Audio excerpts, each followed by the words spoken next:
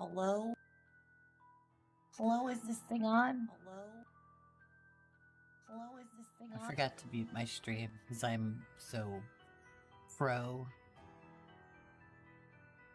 What the hell? I have a strange feeling I've been seeing this stream in a couch. Getting mauled by walls. Hello. I'm about to unmute these lovely, talented human beings. Let me just change the scene. Not gonna lie, this is my most anticipated, exciting podcast I've done because we are about to talk to some extremely talented human beings. So let me see if they're awake. You're aware of. Hello? You're live. Hello? Hello. Roscoe, you're loud. One second. Let me turn you down. Hello. Okay. Is that better? It is lovely. Good. Good. Hi. Actually, could we Hi. just have you talk through the whole thing? Because I just love your accent so much. Thank you. Now, I'm not going to lie. You guys had me all very nervous. I thought I'd be just sitting here talking to myself. Well, that was the plan, but we kind of failed on it. We kind of felt bad last minute. This podcast is my most anticipated one. I have been so excited. I have talked to iBite and Kono before, but Roscoe, you are a mad talented dude, and I'm looking forward to this. Oh, thank you. I'm so bad at I reply to a lot of stuff in my head, and then never actually reply to people. But I'm like, yeah, cool. I know what I'm doing. I know when I have to do what I have to do, and yeah, I'll be there. And then I leave a lot of people going, "Are you going to be there?" And I'm like, "Fuck yes. I'm of course, yeah. Sorry." That's just my whole life, basically. I understand. So, Jenny Hell is actually on the server and got stuck in some roleplay. So she might be late. And Orcish is streaming, so he gets a huge fail, but we still love and adore him. So I'm just going to shame him on the side. It's okay. You want me to go in there and just start talking mad shit in his chat? I'll do it. That's I funny. cannot support this No sweat. idea. Sorry, it's against TOS. Here we go. I'll start typing. Let's see. Peachy Coaster told me to start talking shit to you. He's a troll. Nobody listened to him. Anyways, so let's start where we should start. Who are you guys? So he's not even Scottish. Or I know. McGregor's not even I Scottish. know, right? He's fake Scottish. He does a really good job, though, doesn't he? Yeah, he does. Yeah, I don't. he Were really. you on the server when he played Otis? That's actually why I wanted him on here. Otis was an amazing character. So the title of the podcast is Unconventional Characters, and you guys all play people that are just slightly outside of the box.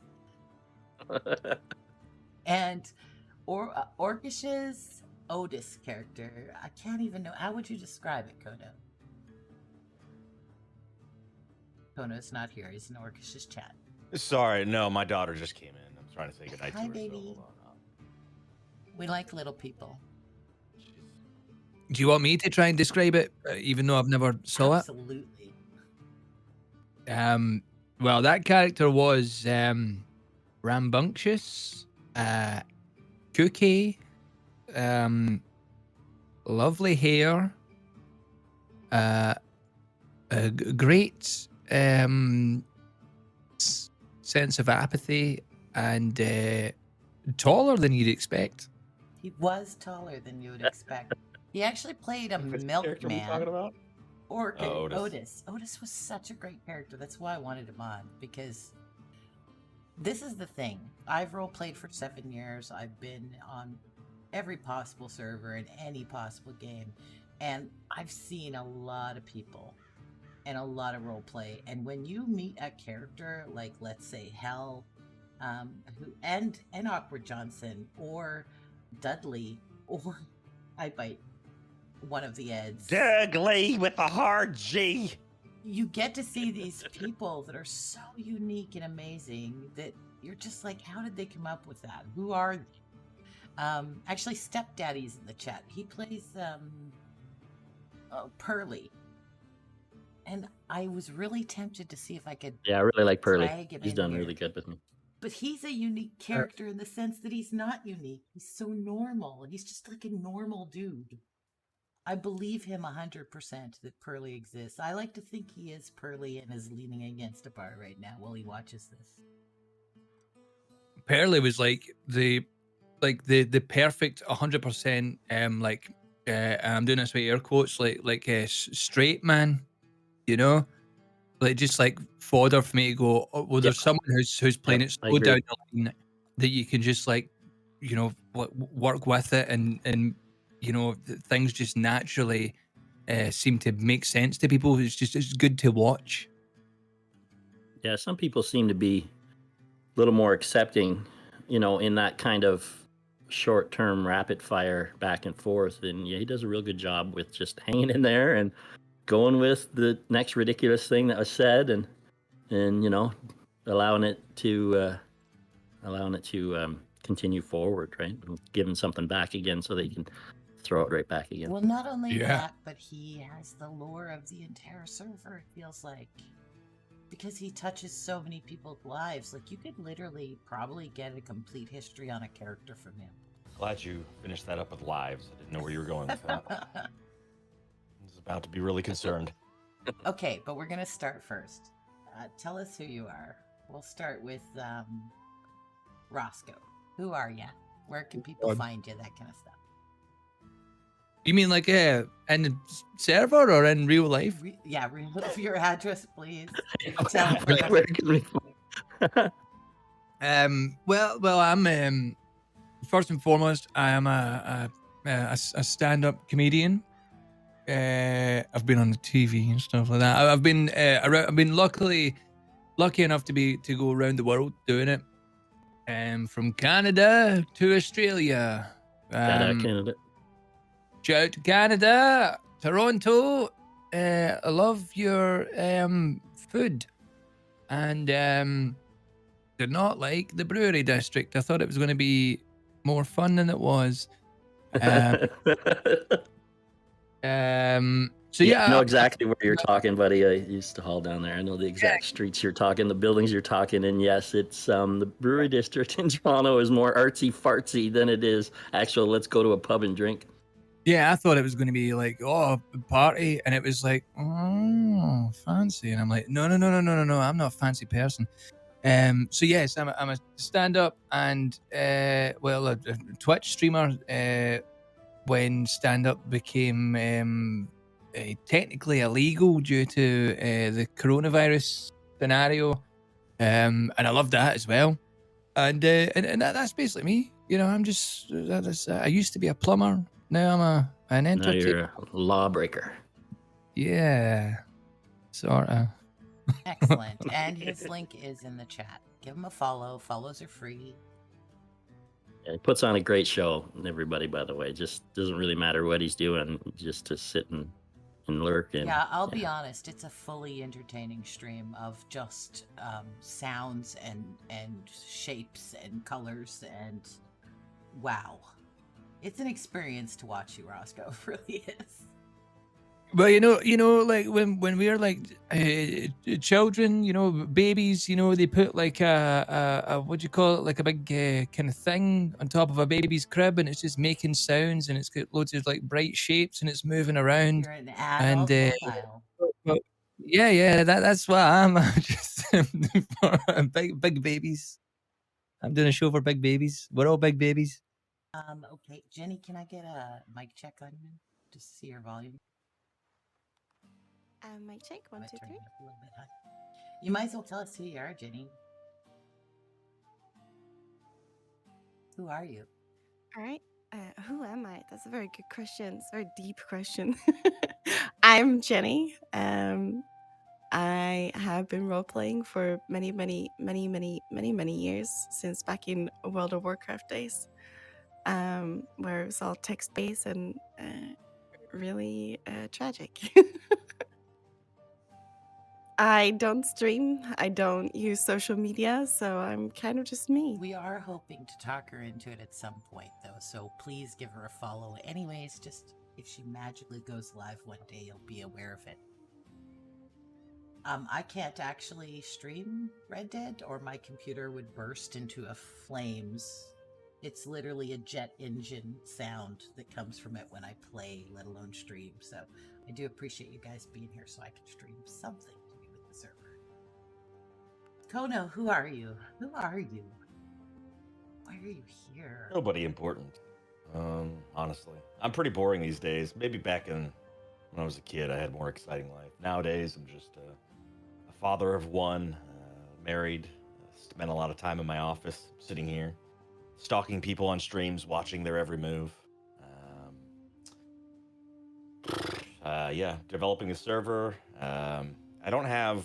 My biggest gripe is I don't have a lot of extra time to RP when I want to, or I feel the burnout a little bit differently than I think everybody else does. I feel it on a weird level, and it kind of kills my drive. So it's my only regret at the moment is that I wish I had more motivation to get on an RP and be able to play with all the lovely people that we have in the community. But just with everything kind of piled on top with work and with WildRP work and family and everything else, I find my time very limited. I go in bursts, as you probably saw with some of my characters. They go in bursts, and then I just kill them off, steal them away from everybody. I've been RPing for a while, off and on. Nothing really was ever like a pure drive for me. It was just more of a fun thing that I did on the side with my friends. And then I started WildRP 2 years ago out of an itch to want to develop something cool, and well, here we are. Yeah, I like how you downplay that. He actually is a spectacular role player. And are you I don't know if you co-own it, but you're the owner of the server, correct? I mean, I guess the way things have molded over time, I would consider basically like Stagecrads and I to kind of triple own the server in a way. If I wanted to account that per hours of work or tiers put into it, etc., it's all pretty even at this point. I think a lot of people have done a lot of work, but I would say the three of us kind of own the server at this point. I founded the server with another person that is no longer here, but you can't do things alone, right? There's no way. I would have floundered a year ago had that been the case. While they're you actually did take a little time off right away, didn't you, bud? Yeah, I did. I remember that. He does stream as well. Occasionally, it's very rare, but please give him a follow as well. It's free. You must look at the server like in terms of like the Matrix film, when we are in like, just running around, we are like the start of the Matrix, and then you're like Morpheus, and you just see it all as like numbers, green numbers on a screen when you're doing anything. I just look for bugs. That's what I do. I look for the things that go crazy and awry, and I go, damn it, how do I fix that? That's normally what I do. To be honest with you, I enjoy watching RP streams. I mean, like I always have, but I thoroughly enjoy it on our server because there's so many different moments that happen on this server that I haven't seen anywhere else. I've been watching people's streams and felt like I was watching a movie, or I was watching a soap opera, or I was watching a comedy movie. I mean, it all, pretty much everything I ever watched on this server, I would say about 88% of the time feels like a movie, so it's, addicting in its own right. But yeah, most of the time I am just looking for bugs. Just try to see what people are doing, how they're breaking stuff, He's not wrong, though. I do 3D modeling, which is nowhere near as complicated or interesting as what Kono does, but for Ark and Atlas, and it completely changed how I play video games. Like, I'll go and stare at a tree and be like, this texture is wrong. I see it differently. I'm kind of sad about that. But I have no idea how to code. iBite. Do I even say that right? Hi, iBite, yeah. iBite was the name of my dog. We had put him down a couple years ago. He had cerebral palsy or whatever it Hey, is, you or bring up a dead it's dog seizures. right at the beginning of the thing. Okay, bye. So that's my angel that we had to put down a year ago Christmas, and that's on my. So yeah, Eyebite was my dog's name, and he was famous type of thing. So I just kept the name. Hi. Well, I guess you want me to say hi a little bit like everybody else did, Yeah, right? promote yourself Okay. too. Okay. You do stream as well. You Yeah. guys got to get better at Yeah. promoting yourself. Same issue. I have a nicer computer, but it works pretty hard on Red M. So actually, I tried to buy some additional RAM, and one got canceled. I believe it got held up at the border with our trucking thing we had here in Canada for a while. And then the other one, they canceled the order and added $100 to it, and I was like, oh well, fuck that. Excuse my language. So I didn't get more RAM like I thought I was going to, maybe turn back on, but. Yeah, so I don't stream a whole lot, but every now and then I get the itch to just throw my character out there again and see what the world thinks of it. So, otherwise, I'm an old retired truck driver, and that's why Canada is a little wild right now. I'm not involved in that, but obviously after 22 years of doing it, I know people and companies and owners and all that stuff. So it's been a busy week, a couple of weeks, but everything's fine, and I'm definitely legal, so no worries about that. So I haven't been involved. So yeah. Sorry, but that's just me. That's just me. I'm semi-retired truck driver. So so the only reason I prefaced all that is because as soon as I say truck driver and people know I'm from Canada, then all that comes. So yeah, no opinion on neither of it. I'm just saying. Hi. So I'm an old actor. Stage guy from years ago, and then I got into truck driving afterwards. So, And give I him got a into. follow because he is a lovely human being. He has, and no offense to anyone here, he does play my favorite character I have ever met in any role play. I don't know how many hours I spent walking the tracks Oh my. with you, Good. but Amarillo? Man, that no, guy's an asshole. not Amarillo. Amarillo's great, but come on, that conductor character, Roscoe. Have you ever met him? What is it, Egbert? I always forget. Oh, Edward, yeah. so good. So good. I came on a little strong with Roscoe one night. What I'm famous for is going and watching VODs afterwards, right? I want to see if again, I got into RP because I wanted to, do my acting stuff again, my improv stuff and stage acting. So I'll often go and look at VODs, right? To see how I did, if I can do better. So I think the first time Roscoe and I met with Edward, I came on a little strong. But, that happens, right? You just try to do a little better next time. Well, I remember that. All I remember is going like, I'm trying to sauce out this scenario here. All I ever try to do is go, I'm just trying to find out the intentions behind the character, really. So that's all I've ever tried to think about when I meet, like, if I met some new character, I was like, right, so why is this came to be? Why is that like that? Why is that like that? And also, having been on kids' TV, I'm like, oh God, I'm also terrified if there's anything that anyone comes back on me about and comes after me for. It's terrifying. Terrifying out there. So I am curious how you got into roleplay. Might as well start. Well, yeah. Okay. Yeah. So just to transition from that, yeah, I started in Atlas RP only because I had a crappy laptop and I went to a private server just because I was told by the streamer doing it that it played significantly better. So I went and had no idea, and then I was there for a little while, and then it occurred to me that all these people are actually, they're just acting. And I was like, I can do that. You know that feeling when you're watching other people do something and then it dawns on you that I can so do that. So I instantly contacted the staff of that server and said, I'm killing off my character and I'm bringing in Keeble Drunk Weeble, my halfling, and yeah, and it's been wonderful ever since. Sentences you only hear in roleplay. Keeble the evil halfling. Jenny, how did you start in roleplay? Okay. So I started roleplaying. So I used to compete in World of Warcraft And I got bored of how everyone was always talking about how Goldshire is awful and people do horrible things in Goldshire. So me and my friends, we logged on to a roleplay server once just to see how bad it was in Goldshire, and it was really bad.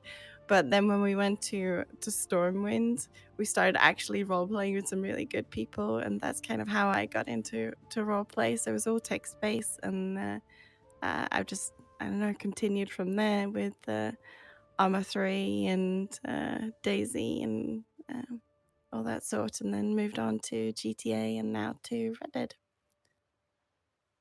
And Roscoe, did you just start playing? Well, yeah, pretty much. I think someone for a brief spell before I came into WildRP, someone asked me if I wanted to be involved in a GTA roleplay server, and so I played that for a while. I realized that it felt more like just GTA Online rather than GTA roleplay, and I was like, right. I see how this is like cool and stuff, but like I would rather things lasted a bit longer than like someone turns up, shoots someone to bits, and then that's it over. I'm like I quite enjoy like making like kind of long, compelling stories that take a while to come to fruition. So yeah, I heard about Wild RP and I just jumped straight in. Uh, Two-footed, head first, whatever one's better. So yeah, I'm pretty new to it all, if I'm being honest. Well, you took to it like a duck to water. How about you, Kono? How'd you get involved in this nonsense? Well, back in 1992, Don't you in start with Diablo. me, young fella. Yeah. Let me shut you up. Yeah, about, I don't know, 20 some plus odd years ago, probably way more than that. Well, I was 13, so 25 years ago.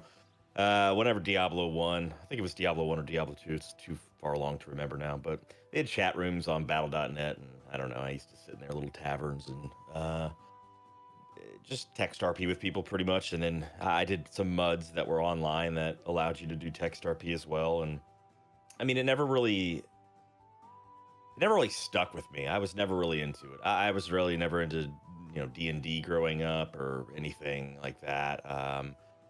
My likes changed a lot over time, and I think just around the peak of GTA, some of my friends were interested in it, and they actually got me into it. They said, "Hey, we're gonna go play on the server, and you just RP and run around." I said, "What do you mean?" They said, "Well, you just play a character." And I said, "Okay." Does it have to be anything specific? They were like, "No." And I was like, "All right, cool." So I made this grandma character that was a heavy smoker and would run around, and eventually I played it on that server for quite a long time that I ended up getting and creating a gang that was not only based off of my real life friends, but like also people that we picked up in the game. And I ended up becoming this crime lord grandma that ran part of the city. It was ridiculous. I don't even, it feels like the heydays thinking about it. It was so crazy, but I got really into it then, and then Life is Feudal kind of came into the picture, and I ran a server with another buddy of mine for about 2 years, and we really tried to make a really cool place there, and I saw a lot of potential in it, and nothing really ever clicked with me up until basically, Red M came out the first day, and I said, well, shit, I'd love to role play in a cowboy world. That'd be cool, but somebody's got to make it, and this stuff's going to take years for somebody to do, so I might as well just do it. And that's kind of my journey through RP. Thank God I'm you not did a that. I'm not like a, I don't know, experienced RP or a pro. I mean, I've made mistakes that a lot of newer RPers have made on our server, like learning, especially in the early days. Uh, things I may think are funny or things I may think are okay in a scene is apparently, that I've learned not the right way either.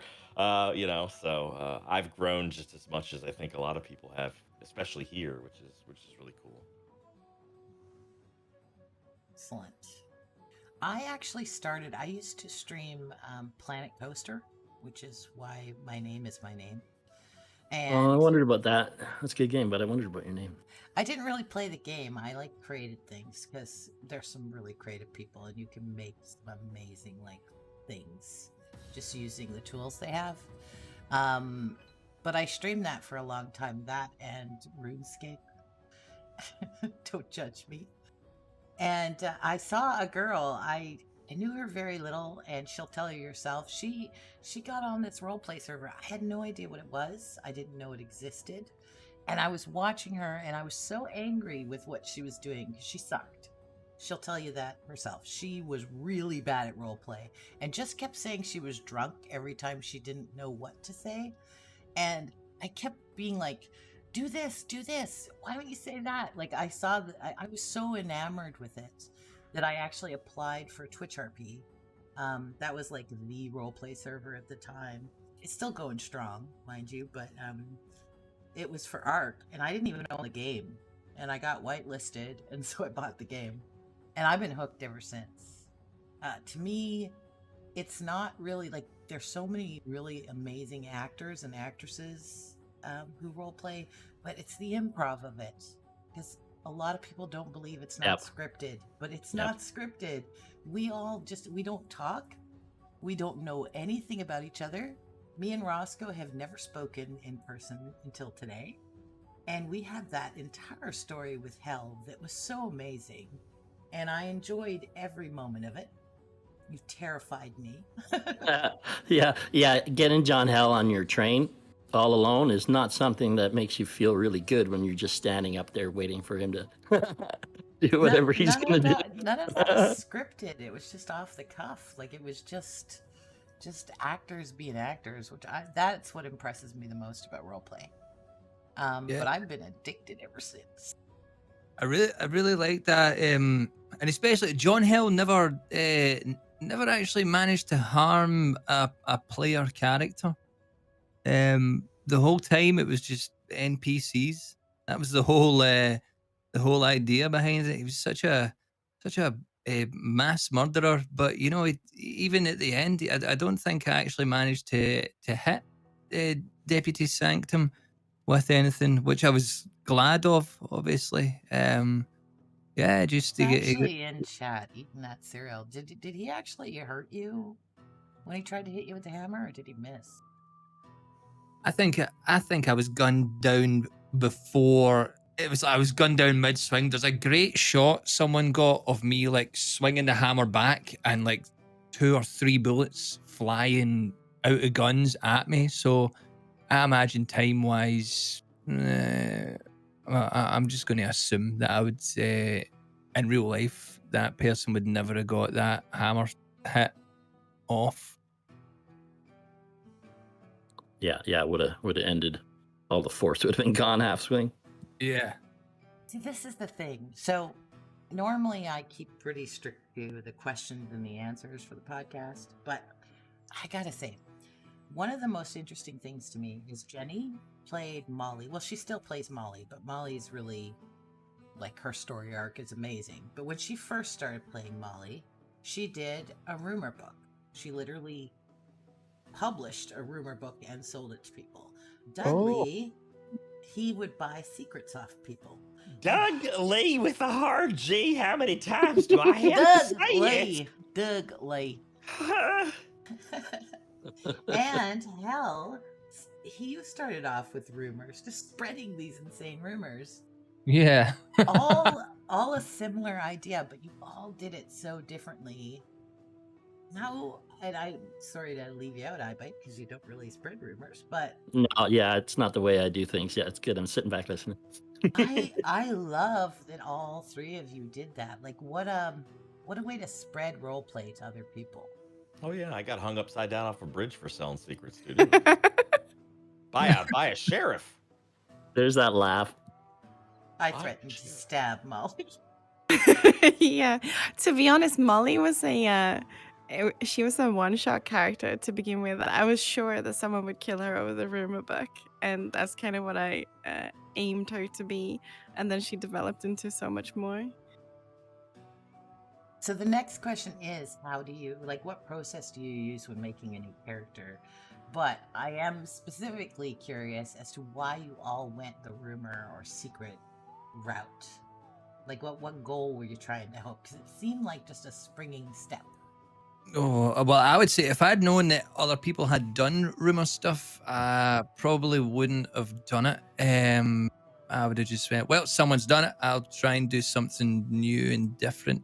But you There did. hasn't No, been very you many did. that have done You it, did. honestly. You did Like, because you made that shit up. They literally told, like, they had real secrets. I Mhm. think He was doing Dudley kind of embellished some of his. some of the, I still have the notepad document. There's so many in there, and I made up stuff like Maddox gets spooked by gunshots. Like I just randomly threw stuff in there, like, you know. But there was serious stuff. Like there was stuff that I overheard, or I would sit around in the saloon and listen to people talk. Yeah, there was a lot of real And damning Molly information. had real secrets. Like they were real secrets. But you just made shit up. Like the ferret under Flood's hat was amazing to me. I loved Yeah. it. Well, it gets people talking, you know, and that's what role play is, I guess. You We know, were doing that a bit with Awkward Johnson, though, with my Faso. When you first joined the server, I come back in a couple of days later, and I heard this string of things that Awkward Johnson went and started telling everybody about the medical stuff we'd done. And I was like, oh God, okay, that's good. We'll go with it. But yeah, I can't even remember them, but there was a lot of them where I thought, okay, this guy's good. He's taken about half the things we've done and run with it. It's really, yeah. So I love that. I love Dr. Faso, by the way. That genuinely was, and I think a few people watching, who were watching my like stream at the time, were like, "This is amazing," because it was like, you know, I've made this like he's just a kind of a bumbling, well-meaning idiot who is just like, you know, just somehow it feels like he's like fell through life, and he's just like he's landed here and he's still tumbling. And then like Dr. Faso was like, yeah, but how are you feeling? And I was kind of like, I hadn't actually thought about that part of like the character yet, and I was like, oh, well, that's interesting.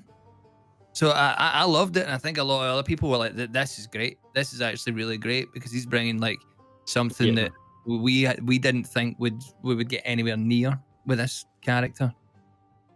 yeah, you did a real good job with him. You did for sure. Is he still alive? Oh, he's still alive. Yeah, he's just living in the swamp. He's He's a in the swamp swamp. man. Kipper's still bringing him food.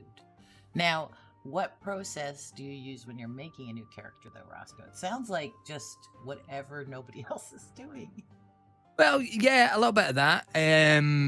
I remember when I made Billy Christmas, and then after I'd made like the little annoying kind of prankster boy Billy Christmas, and then I saw that Vertigo had the Wallaby Kid, and I was like, oh, that's too close. And I was like, oh god, yeah, he's been doing that for a while. Yep, that's too close. Yeah, I don't everything's really been want to done by play it, now. and etc. etc. So I was kind of just looking for an out for him very very quickly to get that out from under my feet, essentially, until he made like before he made any kind of like genuine connections with anyone. I was like, let's kind of get rid of that. It has to be done in there, but let's get it gone. But mostly what I try and do is it's all down to like kind of look. I'll make a look. I'll have a rough idea, and then once I get the look of the character, I done an improv class once, and I do not do like loads of improv classes. I went once because my friend was going. He wanted someone to go along with. And the guy teaching it for 5 weeks out of 6 was terrible. But then he had a guest come in, and he was brilliant. And he said, like, doing like kind of live improv stuff. What I'll do is I'll like do like maybe I'll like hunch my shoulder up, and then I'll hunch my shoulder up, and then when I walk out onto stage, the kind of accent and the mannerisms just seem to come through like one kind of physical characteristic. So I'll just like go, right, well, let's make one kind of defining physical characteristic. And then I feel like the character will just come through that. Well, That's I what I will do. be perfectly honest with you. The reason I applied for this, because I had friends on WildRP and I'd done lots of Red Dead role playing. And I really resisted because I was kind of burnt out on Wild West RP or Wild RP or no, Red Dead role play. But I saw your application. Like Jam was the one who really pushed me, and I'm like, fine, I'll apply, but I'm not playing. I went to apply, and the character creation literally says something to the effect of keep it to 100 words or less, or we're not reading it. It's way nicer than that. But so many servers want like 2,000 fucking words on your backstory. And I honestly don't put that much thought. I have something like a hair color or my Kipper character, my Irish girl. I literally picture her getting mad, picking up her skirt and tucking it into the side of her belt and putting her hand on her hip. That's all I had for that character. And everything else has just come from, I don't know how many brothers she has till someone asks me in game. I don't know if her parents are alive until someone asks me in game. Like I'm really off the cuff with that kind of stuff. I was So watching your other pod, and you said that too, that you don't know a lot about your I character and don't. and I was like, oh, that's so interesting. Not only that, but I'm really dyslexic. So typing is very difficult for me. It takes every creative bit of me out of me because I have to concentrate so much on writing. So when I saw that the application didn't require a huge big backstory, I was like, oh, I might like this server. And I'm so glad I applied because it's an amazing server. But Kono, what do you do when you're going to create someone? Because it's not just Dougley, okay? Big Al is amazing. Amazing. I love Big Al. Mr. Chow. To be honest, like I don't make a lot of characters. I think in the history of the server, I've had 3 lawmen, which were all very similar. They were all my voice with, just Southern drawl, but I just changed their personalities. The first one was like super naive and super good. The second one was real grumpy and by the book. And this Weaver now is kind of like in the middle of all of it where it's a good balance. But as far as like the unconventional characters like Sam Chow or Dougley or Big L, so I've had about 6 characters in the server, and I think every time I've ever made one, especially the ones that aren't law, I really haven't put like too much thought into it. What I usually do is just be like, okay, like I remember with Dougley, I made I just wanted to make somebody that was gonna be just kind of silly and stupid and freeing. Because I had been playing, Clint Taylor, my first law for a while, and I was like, all right, I'll just create something that's a little bit silly that I can mess around on. And I just kind of figured out a voice that I could do, which is kind of like Gomer Pyle. I just started talking like this a little bit, and then maybe exaggerated a little more. Yeah, I've been watching Gomer stuff lately, thinking there should be a voice. And that's pretty much where I got the character idea from, and then I just kind of sit in the character creator and just make something that looks atrocious, and then I go from there. And then the story wise, like I have no backstory with a lot of my characters. Literally, I don't think about it until somebody asks me. When they ask me, I make it up on the spot, and I remember it from there, and I go on. Dougley's course from season 1, which when the server started, all the way till a few months ago or whenever I permitted him. It was just a mix of just going with the flow. The secret business thing came to me by Johnny Blams, actually giving me one job one day on one of his characters where he told my character to go find out a secret from somebody, and I was like, yeah, he's so awesome. Hold up, I can make money. I can actually not make money from this. Let me try this. And so I built a business model that was the worst thing ever, which was like, I'll buy a secret for X amount of dollars, however you think it's worth, and then I'll sell them to people. But he's so stupid, he'll only sell them for $1. So I ended up losing so much money. I literally had no money on that character ever, and I lived under the lamppost in Valentine. I would log out there and wake up there, and I don't know. I just became like a character that was around and would listen, and I started building this manifest document. But it all just kind of happened as the natural flow of RP happens. Like opportunities came up, and I just said yes to them and took them, and it drove his story. And you know, there was a few times I made up stuff that happened in like his backstory, but not a lot of people even asked about it. So there was no need to talk about it, right? Like, where did he come from? What happened? Does he have any family? You know, like nobody asked those questions, so I never had to answer them, which was great. And like Big L came from a necessity, right? I made the character specifically because we needed a guard a long time ago in Sisika that could at least be there and RP with people. Had anybody in mind when you made him?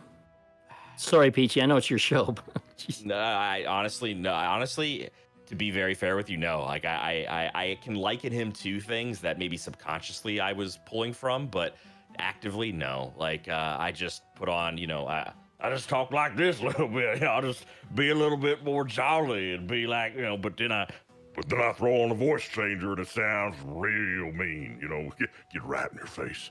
You know, like, and I just figured, okay, if you're in prison, the guys, I always picture these prison wardens from like movies where they're real evil sons of bitches, but like I can't be like unlawful evil, so I have to be like a lawful evil. So I was like, okay, he'll show moments of giving a shit about stuff, but he'll make everybody's lives there a living hell lawfully within the confines of the law that he can do. So he's like that smidge of evil, right? And that's just kind of what I thought. Everything else is just, like I said, I just go with the flow and things happen, you know? People give me ideas as we're RPing and I just make them up on the fly. Oh, when you yelled at us when we killed the white alligator by accident, fisted, you threw the hatchet at him, and your voice like boomed behind us, I was legitimately scared. I wasn't role playing. I was like, oh shit. Yeah, I don't know. Like we were talking before about like where we came into RP, and when I was younger, I used to be in a lot of theater productions and stuff, and I really enjoyed it.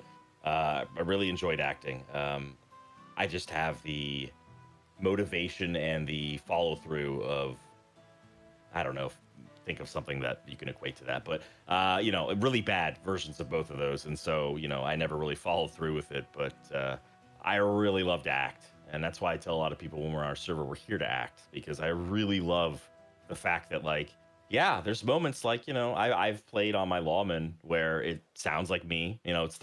I'm playing a character that pretty much uses my voice, and so I had a real big standoff a long time ago with Renee in the Blackwater Saloon, and I yelled at him and I told him to quit living in the past. And I yelled. I probably woke up everybody in my house when I did it, but out of character, I'm sitting there laughing because I think it's great. But like, in character, like even out of character, Peppo felt like he was like, "Oh God, Kana went dad mode on me." But I want everybody to realize, like, that's me acting. I don't get so invested in this stuff that I feel out of, like, I get like emotional out of character. I let the emotions from the character drive the way that my emotions are trying to portray it, right? I do let it consume me a little bit, but I'm not really upset, right? You killed an alligator in a video game. I could care less, right? It's all pixels, baby. Right. How do you make a character, Jenny? Well, for everyone who's seen Missy, I'm sure you understand I have a lot of shower thoughts. I usually get a quirky idea of something that I think would be fun for a person or a character to have, and then I develop the character from that. So, for instance, I had my first character on Wild was Rebecca Lang, who was the daughter of Becky Lang, the leader of the Lang Gang. But her quirk wasn't actually any of that. It was that she was a cartographer. And it was something that I don't think anyone else has done. Yes. And I do like drawing a little bit in my spare time, or at least I used to draw a lot in my spare time. So I just thought that's a good way for me to maybe draw my own map and have a little fun and do something that no one else has really done. And then obviously I brought in Poppy, who ended up being a DiCenzo, but to begin with, she was this very innocent, sweet little person who just liked yellow. Sure. And definitely didn't kill her dad with a yellow hammer, and that's why she liked yellow. Definitely didn't stab her best friend in the neck either. Definitely not that either. No. I have to apologize for that. That was it's been a year, Jenny, and I'm so sorry. I power gamed the shit out of Jenny on that one. Yeah, it was a game mechanic. We were throwing knives, trying to like mend our friendship that was on the rocks, and just trying to have fun for a little bit. And a game mechanic was that I was too close to him because I had forgotten to turn PvP off, so I ended up stabbing him in the neck. And I just went along with it at that point and said it was me, I did it, and just went with it instead of trying to explain anything And it away. took Poppy down a crazy path, which is amazing if you think about it, right? You know who did that to me? Captain Rubble, the gentleman who plays Stone. AJ was throwing knives in the bar, and I accidentally did the same thing, and I ended up cutting him in the throat. And he literally laid there and was silent and wouldn't respond. And I'm like, he is not going to perm over this. He cannot make me a murderer. I'm like, don't. Oh my God. I was panicking. I was literally panicking. And then Yeah, he's like, just joking. that's pretty much what I was doing on Poppy as well. I was panicking a little bit at the moment, but I thought, you know what, I'm just gonna go along with this, see what happens. And she turned out to be really evil in the end, and joining the Decensos. So great. Yeah, Such a it good was. like arc. It went from like this pure girl that like had lost her deputy boyfriend, right? Like and was like trying to find her place in the world and like really did mean good, to this accidental thing that was then like it was deemed an accident, but Yeah, still like Taylor blamed Poppy for it, right? And then that yeah, drove her down into the Genzo's arms, and then hey, the rest is yeah, history. yeah. It did. It was quite interesting, and I'm the kind of person I always go along with things to happen in roleplay. I try not to explain it away too much. I'll just go with it and try to make a new arc from there. And then obviously Molly, everyone knows she started as a rumor writer, and that was kind of the quirk that I wanted with her. I didn't expect it to last as long as she'd done, but I've sort of developed her from there into an author and now into a deputy, and she's worked away her stutter that she used to have, which is something I try to do for a lot of characters because I'm not very good with voices in general. So I try to do speech pediments instead to sort of make up for the fact that I'm not very good with accents. That's a great or idea. voices. And then obviously Missy, everyone know, she started as a boot stealer and now has developed into a lot more than that. But I just thought, what would be...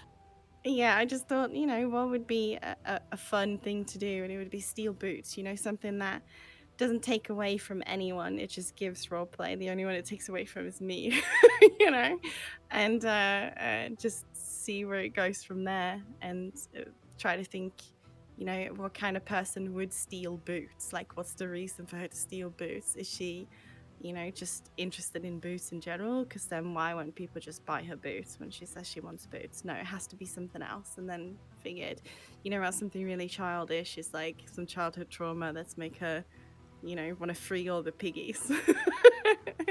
And that's kind of how she started. So I think of a strange quirk and then build the character from there. What about you, iBite, when you're making someone new up? Okay, so keep me on track here because I wanted to say right away, yeah, Jenny, that day you took Edbert's boots at the river. For a character that walks all the time, to take his boots, and it just gave me, I want to say now like six clear other RP things all the time from there to go back to Saint Denis to get his other pair of boots, right? So it was so utterly rewarding because he can't swim, so he just stood there forever, and you just happened to be the ones that come along to take him across the river, and you threw the boots thing in, and it was just so thank you. No, thank you. You gave a lot in that. As far as I'm different. Yeah, I put a lot of work into my characters. People don't ask the questions, right? We were saying about backstory and family and stuff. So they're pretty much all there. I don't have a lot of names and I don't have a lot of stuff.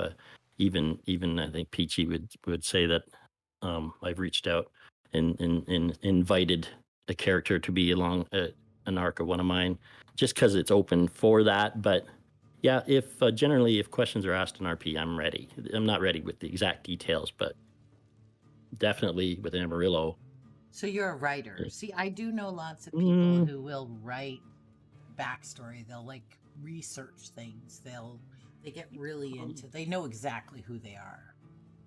Yeah, not so much typing stuff down, but spending some time, like others were saying here, just on the character development. Like, yeah, my improv stuff comes from Keith Johnstone and that kind of stuff. So it's all about wearing masks and, putting that mask on and becoming that other character, falling into your trance and that sort of thing. And so, so for me, it's spending a couple of weeks doing that with the character on my own, with the people in my community, like IRL community, and just like I said to Hanny one day, go he had to go get tires changed or something, and I told him, go in there and talk as your character the whole time.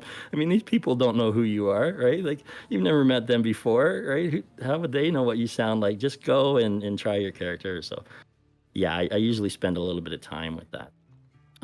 So Ed Burt was Ed Ward first. I got his voice because of a joke a mentor of mine when I was young used to tell through his nose. So I thought, okay, that's what I want, the voice I want to go for, real nasally.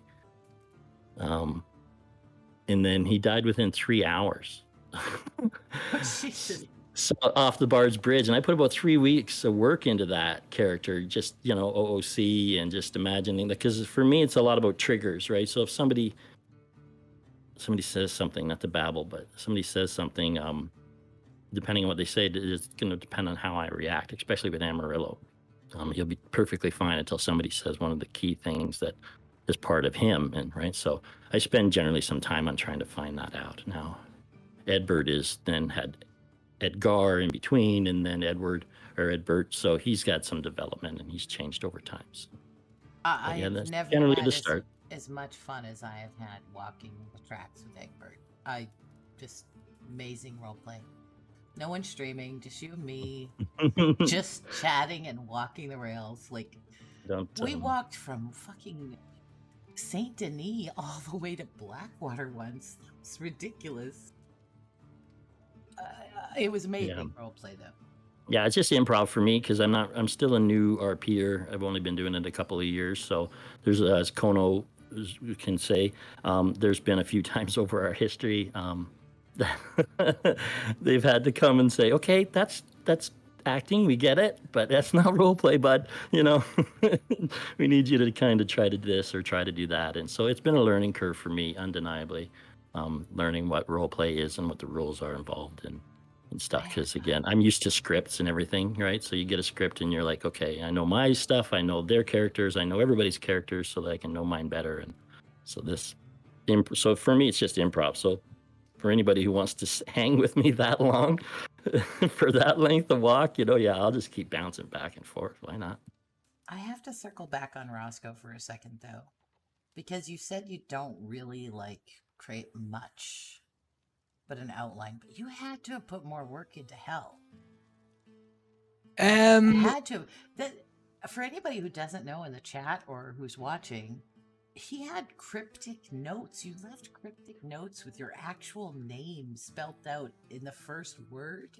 The first letter of each sentence spelled out your name. That's amazing. If I'd put actual effort in, I would have done it a lot better than that. Believe you me, I would have done something. It's very interesting that the kind of the evidence system that I heard about. And I was like, oh, if I'd had that, I would have played it so much better. Like, I would have left so many more little things. But I was just trying to leave little things behind, just in case anybody felt like finding them. Essentially, I'd be like, oh, great. Well, I'm happy with that. Being how you get caught, rather than just someone sees you do it and then that's that. But yeah, I was leaving little things behind and stuff like that, just because I was just going for NPCs, so there's nothing really for the law to go on. They can't question anyone, mostly. And I was very aware that there was other things that were taking up more of their time, and I was like, well, I'll try and give them something that's maybe slightly different. So yeah, I was leaving those little things and notes and stuff like that, just on the off chance that they were like, well, I'll deep dive into this and see if I can find something. And if you're going to take the time and effort to deep dive into something, then it's nice to find something in there. So I just thought I would put them in just in case. But if I had put any real effort into it, oh, it would have been beautiful. Believe you me. I'm sure there's mixed feelings on being a serial killer that kills NPCs. The really nice thing about it, though, is that you don't have to worry about players permaing or not permaing. You can't really force people to perma. And NPCs are supposed to be treated like they're actual people. And I try, everybody fails at it from time to time, but I try really hard. You know, if there's NPCs walking around the street, I don't want to break the law in front of them because they could go tell the law. Like, I try to keep mindful of that. I just really appreciate it. Like, who doesn't want to roleplay a serial killer? I would love that. I thought it was amazing what you were attempting to do. But it does lead really nicely into my next question, which is an interesting question. So the question is, when you play a character that's a little out there, that's in quotes, how do you handle people that don't just say yes to the roleplay? Now, this server is the best server I've ever been on for people saying yes to roleplay. And by that, if anybody in chat doesn't understand that, it means like they just go along with it. They just accept it and roll with it. I love people who do that. But you do run into people who don't. Like the character I play, Chrissy Snow, she's been around since, I don't know, Thanksgiving. And she can be annoying, like absolutely can be annoying, especially to poor deputies. And this server is so great at people just kind of allowing her to be annoying and accepting that she is the way she is. Poor Awkward Johnson. I decided that Kipper needed to totally adore him just because I felt so bad for Awkward Johnson. Oh, that's part of the fun of it for me. Yeah, if I could take a run at this, because I'll need to go very shortly to get things set up. But yeah, the whole thing with Awkward Johnson is it's just like it's just pushing buttons. It's pushing buttons. That's essentially what I do as a stand up anyway. I'm like, right, where's the line? Let's see how far I can get my toes over the line before something happens, before there's a reaction. Um, uh, but as long as I mean, I think I'm quite self-aware and I can kind of read situations and people's kind of people's like reactions to things that I do quite well. Comes from on stage work, right? Yeah. As long as you read the crowd to that, yeah, you've got to be able to read the crowd essentially. So yeah, just you know, he's just pushing buttons. You know, the thing you're like, oh god, I hope he doesn't do this. Well, he's probably going to do it. And then be like, kind of, but I can't help it. It's just happened, and I didn't mean it to happen. And you're like, well, it didn't mean it to happen. It was an accident. And you know, a lot of times stuff that happened with Walker Johnson was an accident, like shooting off Flood's toe. I didn't know what button we were going to do. What? Excellent.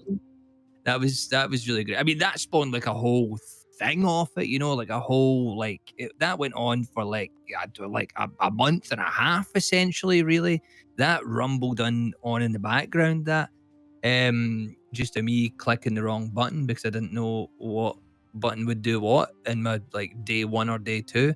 Yeah, he's just a button pusher at the end of the day, and sometimes people will go at that.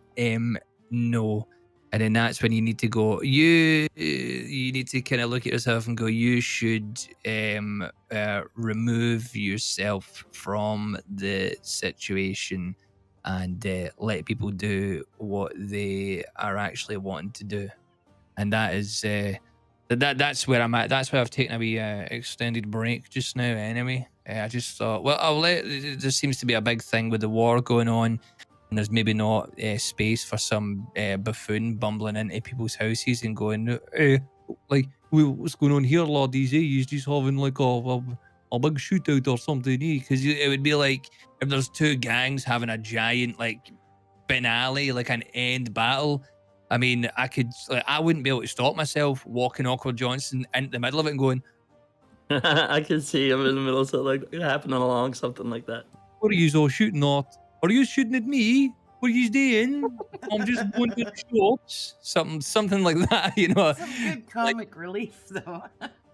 I mean, Yeah. but see, that's the thing, though. That's in his repertoire. I don't see that as a bad thing. That's why I don't think you should be discouraged from wanting to play. It's very kind of you to think of other people, etc., like that. But I don't think that it's necessarily has to be at a detriment to yourself. Where if you do want to play, you should feel absolutely welcome to, because we all love you, obviously. But I wanted to mention the first time I met Awkward Johnson, it kind of akin to this bumbling fool kind of thing. It's like, I don't know. You play it. I think there's obviously moderation in things, right? But I think that you play just the part itself very well. Like do you remember the first time that you met like my current lawman, the Deputy Marshal Weaver? You were standing by the train tracks, shaking your knife at the just standing there. Nobody's around you. You're just shaking your knife at the train tracks, like. Yeah, just standing there shaking the knife. That was great. And I remember saying as well, like, you know, and having the thought in my head, and then because I was on stream going like, imagine if someone like saw you just like standing at a train track shaking a knife. How would you talk your way out of that? And then I turned around and there you were, and I'm like, oh, what's happening? It's happening right now. I just see this guy standing over by the train tracks. I'm like, is he contemplating his life? I look through my binoculars. You're sitting there with your knife out, and I'm like, what?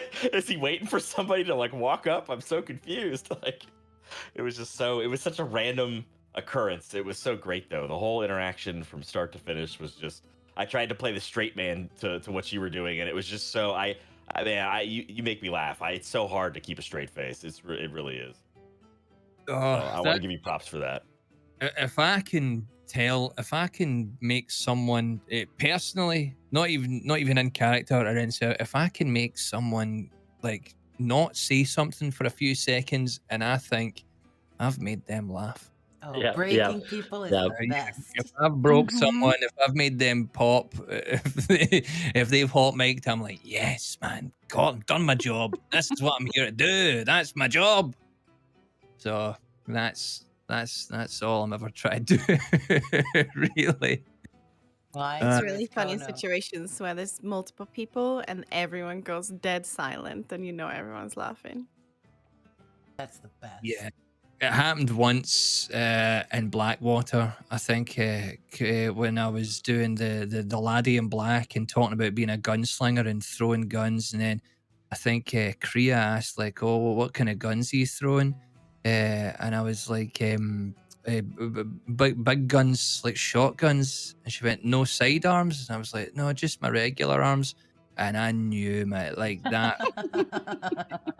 Like, oh. That's Something. good. Yeah, I was like, I'm quite proud of myself for that. But I yeah. agree with Kono. There's always room for a bumbling idiot. I've just got Well, it at the right times.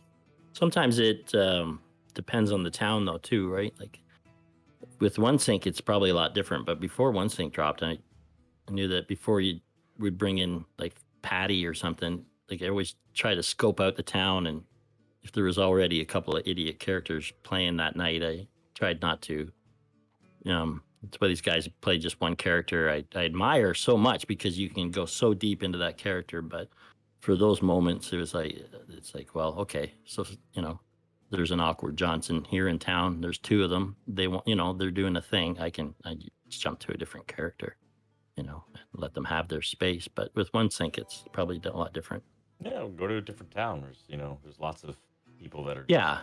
about towns, even if it's not full. There's still people there, and I find it's pretty easy to find people to interact with.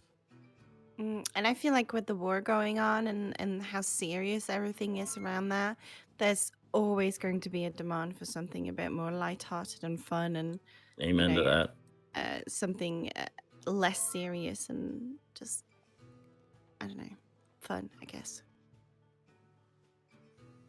Absolutely. Well, maybe Awkward Johnson will come back for that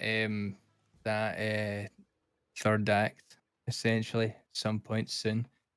But Yeah, that's everybody needs that breath of fresh air, that a character like, Awkward Johnson and others will bring, right? the third Everyone act. Dudley.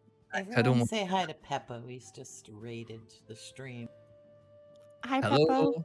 Hey, Pep, my buddy. Now, Happy did late birthday. everyone see him? Is it his birthday today? No, it's Yesterday. yesterday, I think. Yesterday. Oh, I'm so sorry. I missed your birthday. Happy birthday in arrears. What an asshole friend I am. Did everyone see him playing Randy? Did anyone catch that?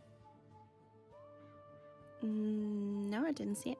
I did not. Unfortunately, I'm going to have to bow out if that's okay. Oh, it's okay. Everyone give Roscoe a follow. Can someone do !podcast to get his link? It's free to follow. Just do it.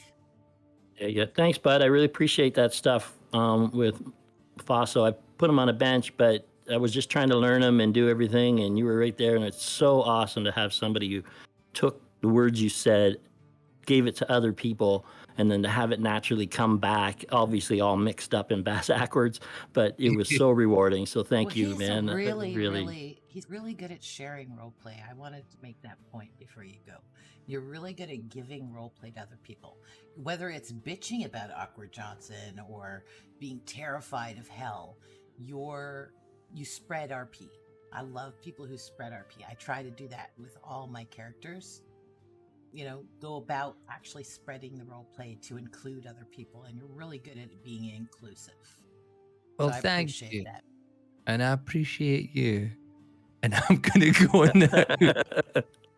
Thank you so much for having me on. I would love to do it again sometime. And I hope everyone has a lovely evening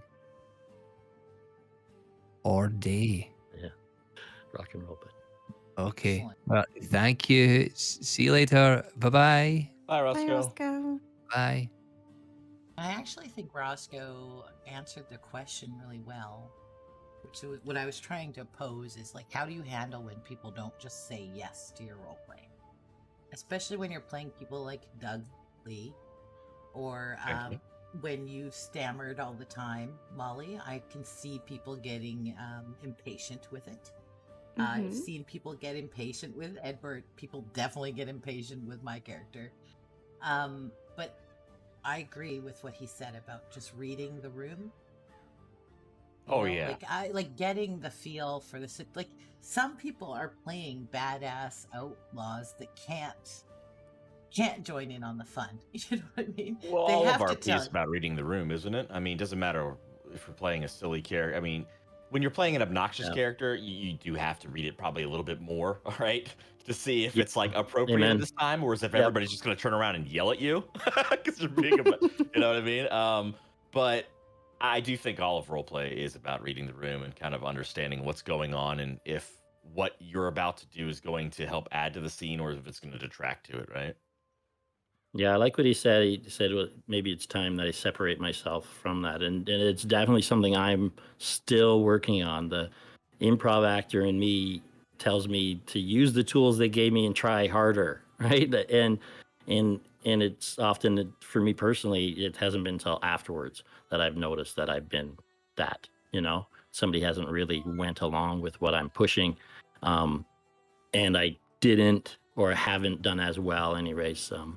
Or continuing to try to improve, maybe is a better way to say, on being able to just take a deep breath and realize that, I'm not the only one on stage here, and just let them go, right? Just let it go.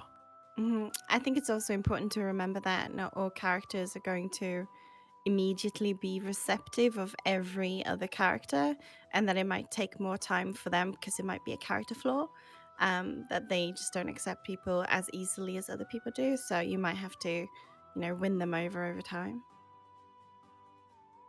So this leads really nicely into the next question, which is when someone asks your advice, like, I want to make a non-traditional character, what advice would you give them?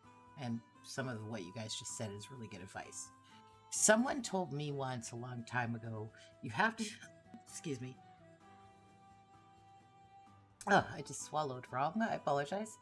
Someone told me Uh-huh. once, think of it like you are sitting at a dinner table and you're having a dinner with a group of people you don't know very well. Do you, jump on the table and start screaming your head off? You have to give people a chance to talk. And Well, not more than this, once, anyways. but that's always my advice to people, especially when they want to play someone who's kind of out there or has a weird quirk, is to say to them, like, think of role play as a dinner table and you're an invited guest, and just kind of get a feel for the table. Talk, like, of course, but don't be that loud, obnoxious guest that doesn't let anyone else talk. Do you have any other thing to add to that, Tono? Or do you disagree with me? I think what you're saying kind of does boil down into being able to read the room, kind of like we described before. I think that it is just a lot of it comes from like having an out of character understanding of your character. Um, and it's interesting to me because there is I can't give you like an exact number, but I do have a feeling that there is.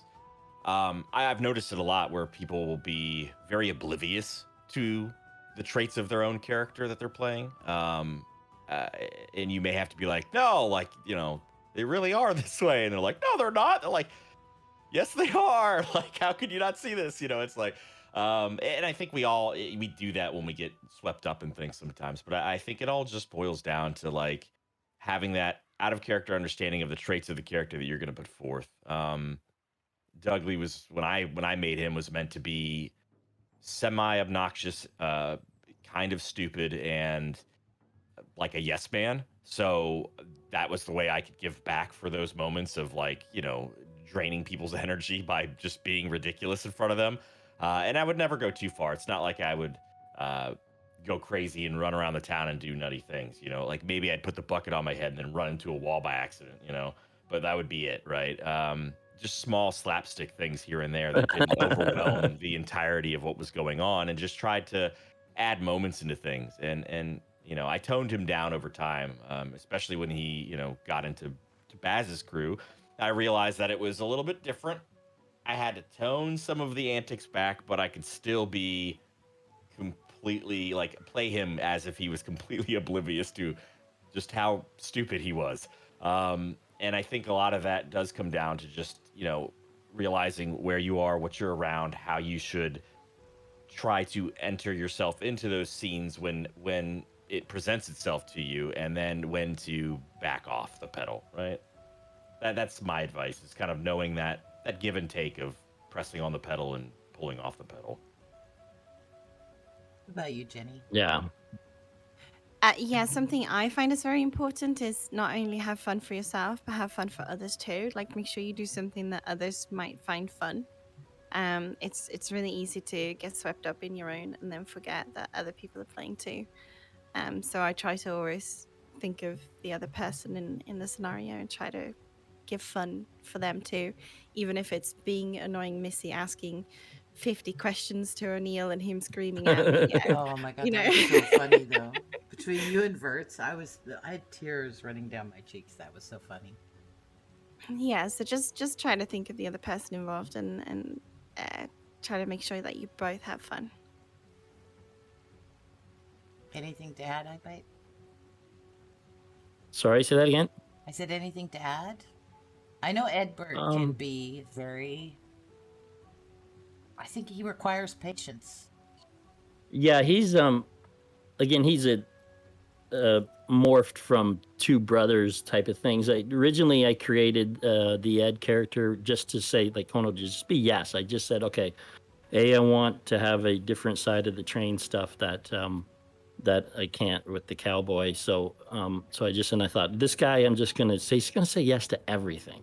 And so how do I accomplish that? And then so it's morphed over to Edbert now, who's basically anorexic and can't, he's just so small. He can't say no to anybody, right? He's going to be overwhelmed by the most average of people. So, and that's just bloomed into so much, right? That you could never plan for. He As far as a sings a non, great pickle song. yeah, I wish those volumes could be turned up just a little bit. But anyway, that's another thing. As far as advice to starting a non-traditional character, um, yeah, I don't really know about that other than to say, don't get discouraged when you come to a town and there's 3 others rocking that RP already, and realize that you're either going to roll with it, or like Kono said, just go to another town and do your thing there, and and that kind of thing. Like, I guess I never really played a whole lot of goofy characters. Yeah, I just had there's so much depth to my guys that I don't share because people don't ask. So they're really calculated. Mine are a lot. So yeah, just see the need, see in your heart what you want to portray. Definitely see that. Like, if you just need some joy in your life, and because work sucks and the life sucks right now for everybody, and you just want joy and you want to bring joy to somebody else, because that's the best way in life to have joy, is to give it to somebody else. Then yeah, make that character and just have fun with it, and just be a yes man or yes woman or yes whatever, and just say yes to it, and people will drag you along, and your character will grow. That's, I guess, is my advice. Someone asked a question in chat that's very similar to what we were just talking about. But they're saying, like, if someone's being comical or serious, how do you, like, make them, you don't want them to feel like you don't want to RP with them, but at the same time, you can't RP with them at the moment. My advice to that is always give them a quest. Give somebody an RP quest. Actually, I recommend doing that to anybody. Especially when I meet people. I meet a lot of people at the Road Saloon that are new to the server, and they'll say, they're new to the crossing and they're looking for a job and stuff. I always give them a quest, like, hey, can you find me some eggs? If that person's not fitting in with the RP that's going on, just ask them to go get something, or ask them if they've read the paper, or like just give them an RP quest to go do so that they have something to do. I'm really big on that. But yeah, I fell into that personally with a small server when we first started up, and I didn't know what I was doing, and so many people were coming from different angles of RP, and we're trying to figure ourselves out, and everything was so new and systems were changing. For me, I didn't come from GTA, so I wasn't used to everybody standing around and talking, right? I'm used to out doing things while we're acting, and so for me, it was I just felt like that was happening too much, not knowing that it wasn't happening too much, but we just needed a different location to do that in. So I learned that over the way, that it's not so much what we're doing. Let's just change this venue that we're doing it on. So yeah, I originally started doing questing stuff pretty quick, just more or less to not only that I'm not standing around in town bored, what seemed bored at the time, but also, yeah, took everybody with us. I invited Box on because Strudel is amazing at giving quests. I guess Box was too busy, but I think that quest giving thing that he does, where Strudel like leaves notes, like, I think that's amazing for people. Box is one of the most creative people I think I have ever met. You don't no idea. This man he is insane. His artwork, his visions, his talent, the stuff he does in RP that he creates. Like, he creates diagrams that have like all these paths for stuff for quests. Like, he's even worked on stuff that he's put in that are coming in future patches for us that lead people to certain things if they're smart enough to figure. I mean, he's done so many crazy things. I have to give him huge credit. He's a very talented person. Oh, I agree. I immediately thought of him when I thought of this, because Strudel has, on at least 2 of my characters, given me like several days of roleplay. And anybody who can give you roleplay is just amazing. Jenny, what's Braithwaite's actual name on Twitch? General Smokey? General Smokey, yeah. I don't think he's streaming currently. I think he's not. still waiting for his PC. But it's General Smokey. General Smokey, that's his name. Yeah, excellent person. Really good role player. Anyways, Kono, how do you feel? Like, how has losing added to your role play? I'm a really big proponent on losing. I think since the beginning of the server, all I've ever done is really lose on characters. Even on my law Exactly. characters, I've never been in a gunfight where I've lasted more than 5 seconds. Like, that's like the PvP sense of losing. Like, I've like even there, I've never had like a real win. It's okay. It doesn't matter to me. Like, it's how is it added to my character story? I mean, to be fair, like for a character like it's gonna be different than it is for like a law character versus playing something like Dudley or something. With Dudley, it was like the character was set up to lose from the beginning. I mean, I made him live under a lamppost in Valentine forever. He lost money and RP through his business model. You know, He woke up every day already losing. Woke up yeah. under that same post, going, "Oh gosh." I just said yes to everything that came my way, regardless of what was going to happen in the end. You know, I didn't matter. Like, you know, put it this way, I think I got one of the most hilarious scenes I've ever had on him, where I went, you know, when we first put out Moonshining, I was like playing Dudley, and I was like, oh, you know, maybe I'll go do a little bit of it or whatever. Like, you know, I have this thing going where I owe somebody money, and the only way I'm gonna get it is to get to get Moonshine going. Otherwise, I'm gonna be in debt forever. So I went and tried it, and you know, I didn't care about the timer. I just rolled right next through Blackwater, Strawberry, and then finally the law saw me, and they started chasing, and I flew off this cliff, and I flew off the cart, and I flew like 100 feet in the air, and it was, I don't know, it was amazing. But it led to a whole story that the law tried to help investigate, like for the person that I owed money to, and it just, I don't know, it just led to all these other things where I think through the progress of that character of losing all the time, he became, in a way, more real to me over time, and less like he was still built as a comedy character, but especially when I got into the Baz storyline kind of thing where his demise happened, it felt more real because I kind of got to explore what he really felt like, right? Like he would have been super lonely. He would have been very like, you know, needing of companionship of any type, right?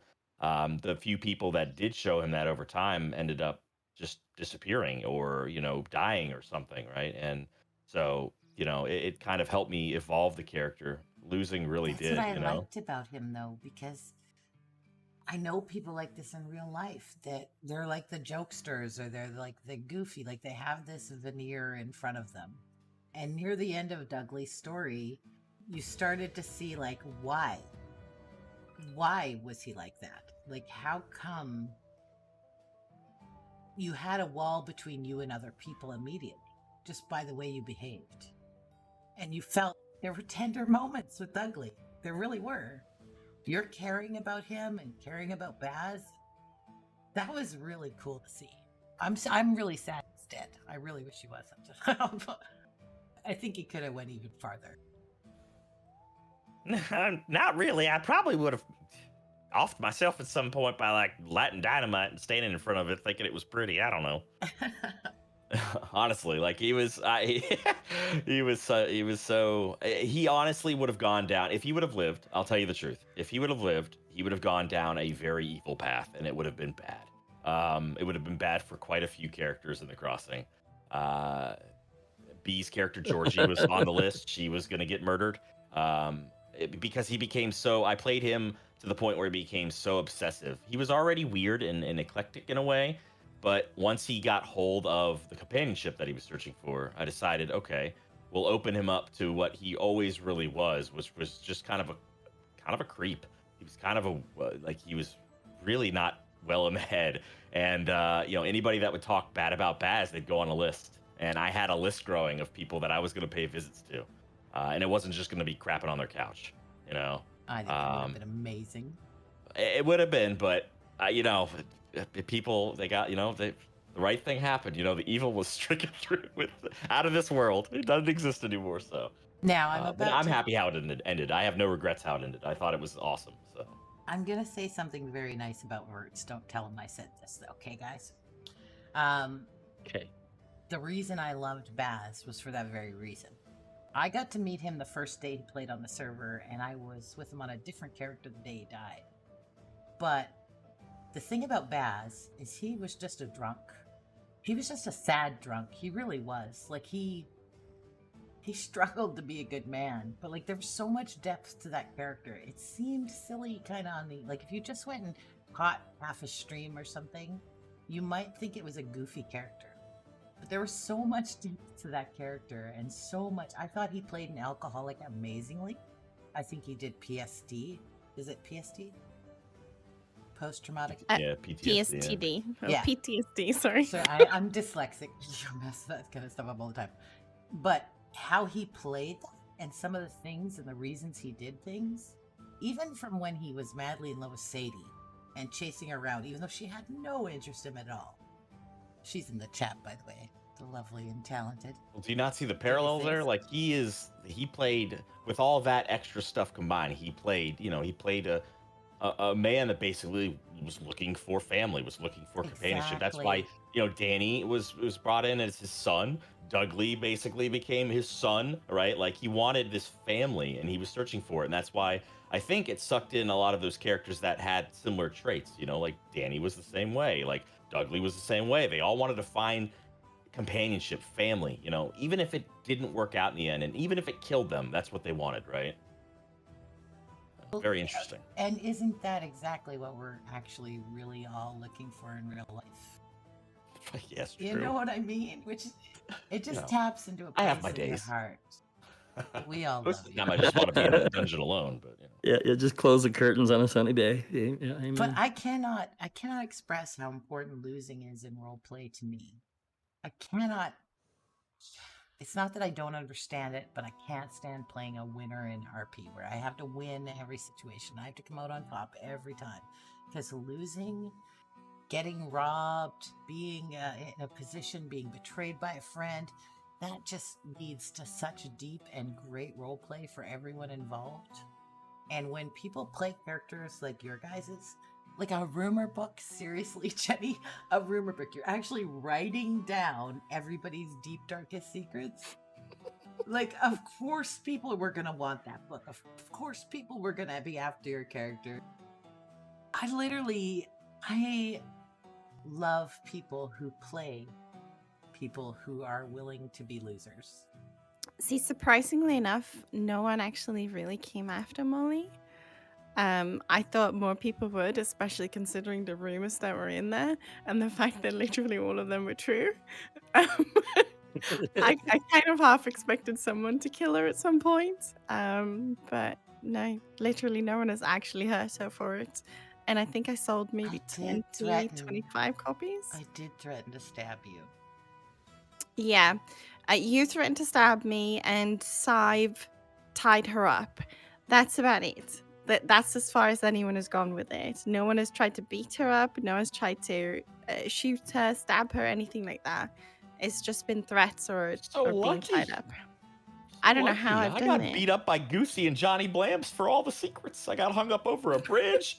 I got shot at. Man, people literally did not had like the rumors stuff I of was saying, infidelity. apparently. Like there were severe rumors of infidelity and all sorts that could like really ruin I guess characters, and they we've still learned a did lesson today, nothing. Jenny. When you tell the truth, not many people care. But when you make up crazy ass lies, people end up caring. Yeah, pretty much. Tell the But truth no, I about think, everybody. And they're yeah. like, yeah, that happened. Yeah, that was me. I think losing is really important because it gives you somewhere to build up from. So if you always come out on top, then all you can do is continue where you are. But if you strip away what makes you in a sense, you can then come back from there, build up to where you were, or start anew in a different way. You can build something completely fresh. You can develop yourself and become more than what you were before, if that makes sense. So I think losing is very, very important. Beautiful. And I bite? Well, definitely, again, I'll agree with what she said in that, like when I first started the server, I was winning all the time. I didn't really. I mean, I tried to be still good improv and everything. Don't get me wrong, and give the tools back and forth, but it really wasn't until probably a year in that I really started just loving losing. Like it's to the point. Like Jenny's right. Like even with my Amarillo, there's really not much for him to do. Like there's like he should have died that night on the train that he fell off. So he doesn't have much, but he was always that win guy, right? The security win guy. So like there's really, unless I do that with him more now, which he does get robbed a lot when I do play him, so that's good, positive. But yeah, after with Edbert and playing Edbert and how he loses, I mean, playing him, I didn't even know what an emotional vampire was until I looked back on the VOD and saw somebody's chat saying Edbert's such an emotional vampire. And I looked into it and I was like, oh my, I'm so old. I had no idea. But yeah, he's very much that. So he's not the jovial, I hope I bring people joy. But yeah, he's definitely just endlessly losing on every turn. And I love it. And it's good for role play. So the very last question, then I'm going to let y'all go. You're busy people and you need to role play. And it is a question everybody gets who is on the server. What advice would you give to new role players or new people to the server? Okay, maybe I'll just say mine quick and let everybody else finish, and I don't have to interrupt, laugh, whatever. For me, the best advice is just, again, if you're just try to be your character, right? But try to be open to somebody else's idea. Realize that it's going to take a couple or few weeks for your voice, if you're trying something new, to really finally set in on that character anyways. So, just come in and be open to somebody else, go along with them, find out what they're already doing. They're likely an established player. So, just jump in and say yes. Yes, and doesn't always mean the word yes. It just basically means you're acknowledging what they're putting forth and we're going with it. But so just, acknowledge what they're putting forth and just go with it. Yeah, I agree to that. Roll with the punches. See, I'm an introvert, so I always get really nervous whenever I get on, and I still do, even though I've been on the server for, what is it now, a year and a half, a bit more than that. I always get nervous every single day when I log in. I'm like, oh gosh, am I going to be able to talk to people today? But it's so rewarding. So just get over your fears, jump in there, have fun, and just roll with all the punches, because it's so giving and it gives you so much joy when you sort of let loose. So just have fun with it and don't be afraid. For me personally, I try really hard. You're not, there's a lot of role players that are introverted. A lot of people just on the internet that are introverted, to be perfectly honest. But I try really hard to be inclusive. I'm very big on being inclusive. So my advice to anybody who's new to role play or just new to the server or just joining is try really hard. If you see like you're standing around and there's a bunch of people there and there's like somebody who hasn't talked or you don't know who they are, ask them. I usually do the old, I really love your hat, or that's a really nice coat, just to get them talking, and then I'll introduce myself. I try really hard to be as inclusive as possible to everybody. You know what I mean? Like, so I would listen, pay attention, see what kind of dinner party you're at, what's going on in the town, who the people are, and just try to be as inclusive as possible. Introduce yourself. Say hi.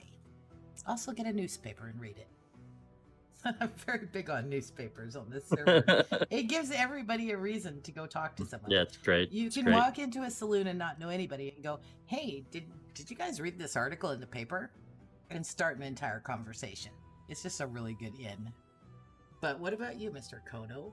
What advice would you give to people new to the server or new to roleplay in general? Lights, camera, action. We're here to act. Just act, just go in there with the idea that you are there. We keep saying that, we're improvising, blah, blah, blah. But I mean, really, that should be the mentality that you're going in there to do, is to act. We're not our, you know, this isn't some of this might sound harsh. This isn't a Second Life. This isn't a competitive game. This isn't these kinds of things. We're here. We set up a stage, and we just want people to act. Yep. Go in there and act. Love it. I love it. And really, if everybody does have that mentality, then you get, even closer to what we're trying to achieve here, which we're pretty close to. I really think it's, we've talked about a lot of things that are important for new people in the server, reading the room, all these things, being able to take losses. I think we've gone through a lot of them. But I think a lot of that comes out to acting, because in acting, you have to be willing to receive, basically, right? Because you have to react to other people. So you have to be willing to open yourself up to react to those things, and being willing. So I think that's a big thing that people just need to, the moment you log on the server, just realize you're there to act. These things it's not real life. It's not all these things, but we're trying to give off the impression that it is to each other, and that's fine. But as long as it stops there, then everybody's good. And I think that you've got a really solid foundation to work off of. I rambled there, but I think I got the point across. Well, you heard it here first. Kono likes to receive. Yeah. Yep. Yeah.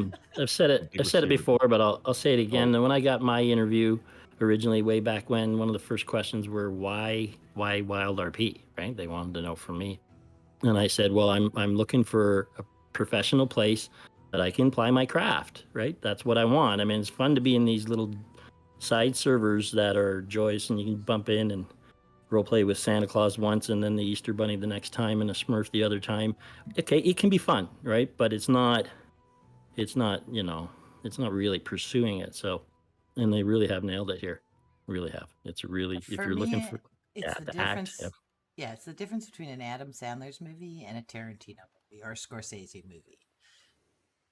Adam Sandler's very funny and very enjoyable, but I want to be in a Scorsese film. And that's what I love about the server.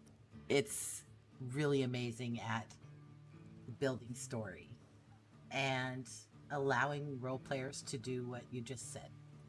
Apply their craft, whether that's a goofy person selling secrets, or a stammering girl, or a very awkward train conductor.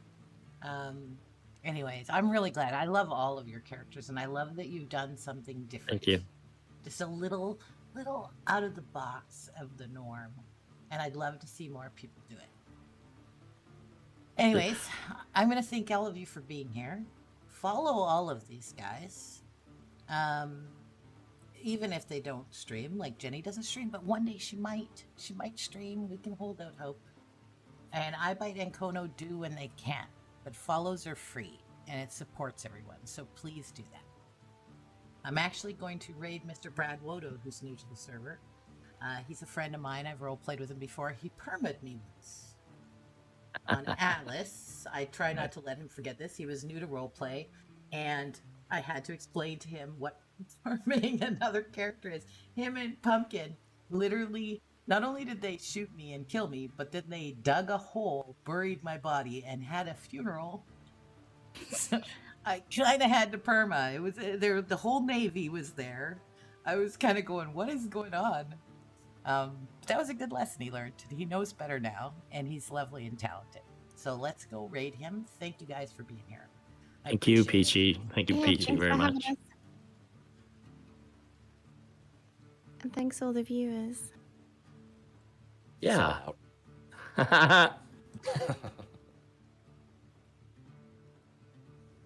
Okay, guys, thank you so much for showing up. Thank you for the subs. Thank you for the everything.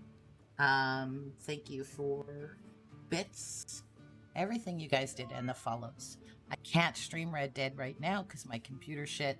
I'm working on saving up for one, and once I can, I'll get to stream roleplay again. But I appreciate the support of you guys coming and watching these podcasts. I'm gonna do civilians next time.